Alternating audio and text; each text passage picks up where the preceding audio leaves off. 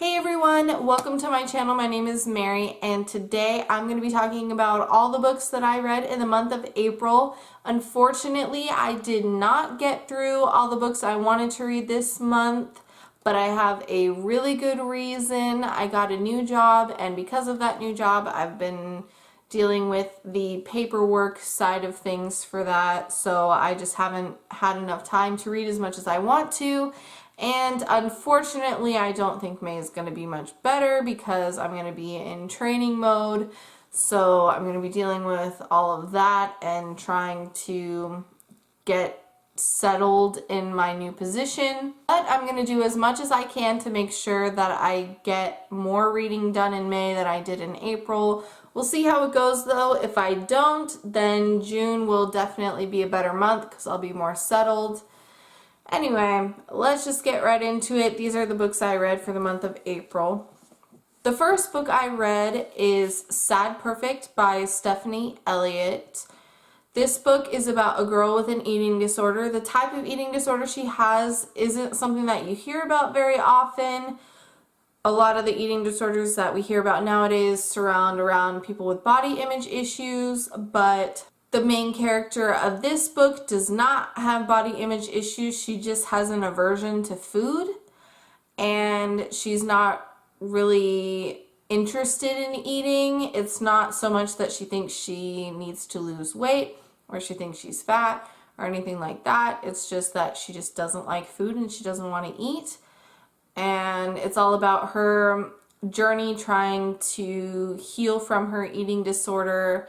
And it's a really great book, but I do have some issues with it. I would give this book an overall score of 3.5 out of 5 stars. The reason being is that this book is written in second person, and while I acknowledge how hard it is to write in second person, it's a very difficult point of view to write from, and not many people do it. So it's definitely unique in its own right, but I think that this book would have served better from maybe first person rather than second person. The other issue that I have is that the first half of the book, it's really hard to connect with the character. It's really hard to connect with what's happening to her. There's not really much going on. It's very slow in the beginning, but the second half is very well written. I felt like I was experiencing things with the main character, and it was really interesting to learn a little bit more about what the main character was going through. For this one, the only issue I had with it was written in second person, and I feel like it should have been in first, and the first half of the book was really hard to connect with. So I recommend you read it if you don't have issues with triggers that involve eating disorders or self-harm. It's definitely a book that goes into great detail about how she hurts herself and what it feels like to hurt herself, and I think that that's a huge trigger for a lot of people who have harmed themselves or are harming themselves. So if that's something that is a concern for you, I would not read this, but if you're looking for an honest experience from a mother of a daughter who had this type of eating disorder, then I definitely would pick this up. The second book that I read this month is one that I'm super happy that I finally got to, and it is Throne of Glass by Sarah J. Maas. This book was really awesome to me. I would give it a 4 out of 5 stars. I was really enthralled with the plot, and it was a little bit slow in the beginning, I'll admit that, but the characters were relatable enough, and I found myself bonded with them enough to keep reading even if the plot itself was kind of slow in the beginning. I am going to say spoiler alert at this point because I'm going to jump into spoiler territory, so if you haven't read this book yet, step away from the computer and do not watch the rest of this video because I'm going to jump into spoiler territory. I do have quite a lot to say about this book, so if you haven't read it, please, spoiler, spoiler, spoiler, there will be spoilers after this. Pale and Selena's relationship is really cute to me. I just love the way that they connect with each other. They just have that kind of natural relationship. I don't really like Dorian and Selena's relationship, period. I never liked it from the beginning. No, like, Dorian does not belong with her. Kale totally belongs with her. They can be really good friends. I am a firm believer that friendship is really important in a relationship. So yeah, Kale is Selena's total soulmate, and I don't think that anyone else is better for her than him. I don't know what's going to happen in the rest of the books, but I'm looking forward to finding out, and I really hope that they end up together because Dorian is not meant for her. He's not from her world. He doesn't understand her, and Kale does. So do it. Selena is everything that I hope for in a female character. She's strong and independent, and she doesn't take crap from anyone. And she's just a badass who's like, no, I'm the biggest girl in this house. You better respect me. So yeah, I love Selena, and I am totally her on so many levels. I just don't put up with people's stuff, and I love that about her. And she's my favorite type of female character, where she can be vulnerable, but she can also be strong at the same time. And I think it's so important for women nowadays to have someone that they can look to be that strong person and show them that it's okay to be strong and vulnerable at the same time. It doesn't make you any less of a woman. It actually makes you the best type of woman, and I just love Selena for that. So Sarah J. Maas did a really good job for her. The reason that I gave it 4 stars is the initial introduction of magic into the book just felt kind of weird to me. It didn't feel like it belonged where it was placed. They could have found a different way to work it into the story to bring it to the forefront of the plot, but yeah, it just didn't work out for me. The other reason that I gave it 4 instead of 5 stars is because even with third person omnipresent, you should pick 2 or 3 people, but I think at one point there was 4 different stories being told. At points I got lost trying to figure out whose story was being told. So that's another reason that I dropped it to 4 stars instead of 5. I did overall really enjoy the story. I can't wait to find out what Selena's first assignment is going to be. Really looking forward to reading the second book. The third book that I read this month is The Hate You Give by Angie Thomas. I loved this book so much. I can't even begin to describe to you how much I love this book.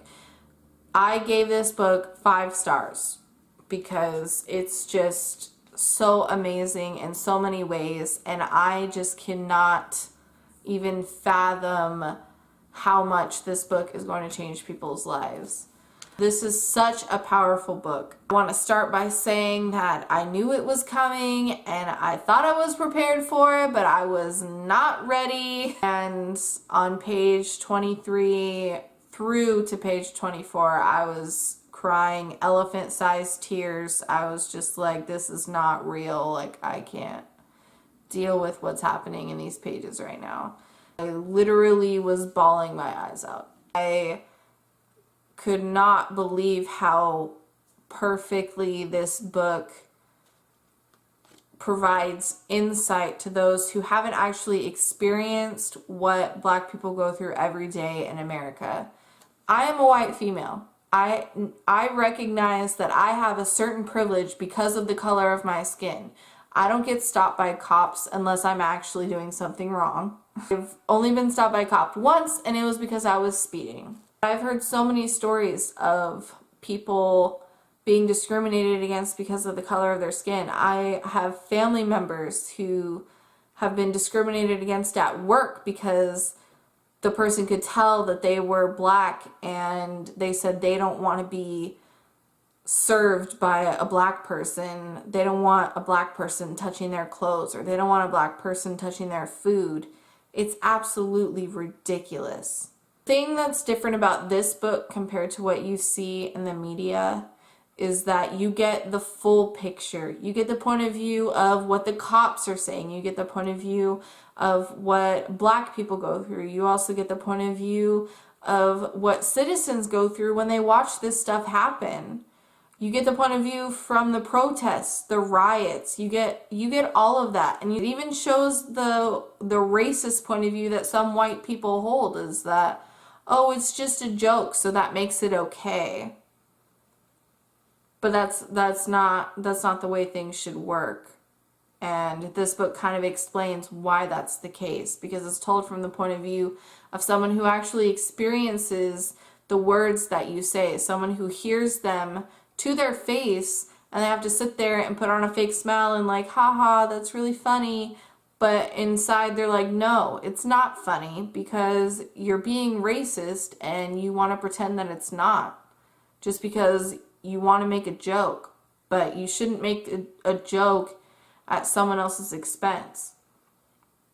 And this book goes into that. And I think that it's a really good, it's a really well thought out,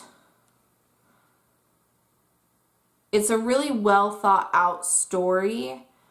And because it covers all the different perspectives that are possible in the current social issue, it creates the full picture, which we don't get from the media. And because we don't get it from the media, we need to get it from somewhere else. And this book definitely does that. This book is full of so much truth, and people need to read it. People need to hear this story and see this story and know this story front and back, because this is what America looks like today. And nobody wants to admit that that's actually the way it is. But this is the truth. I'm gonna get a little less serious here and talk about the technical aspect of this book. I would like to say that technically this book is on point. The editor definitely took into consideration that this is an important message, and it doesn't need to include the distractions of grammatical errors or spelling errors or words that don't belong. And I could not find a single one throughout this entire book. There were a couple times where I stumbled over the words myself because I was reading a little bit too fast, but there's no grammatical errors, nothing that could possibly distract from what this story needs to say. I definitely recommend this book for anyone, not just people who support Black Lives Matter, because it's a very important story to tell, and it's the only book out there right now that tells all of the truth from every perspective. And I think that's something that's missing in this conversation. That's all I've got for you guys today. If you like this video, give it a thumbs up, hit that subscribe down below. I put out new videos every Tuesday and Thursday, and I will see you when I see you. Bye.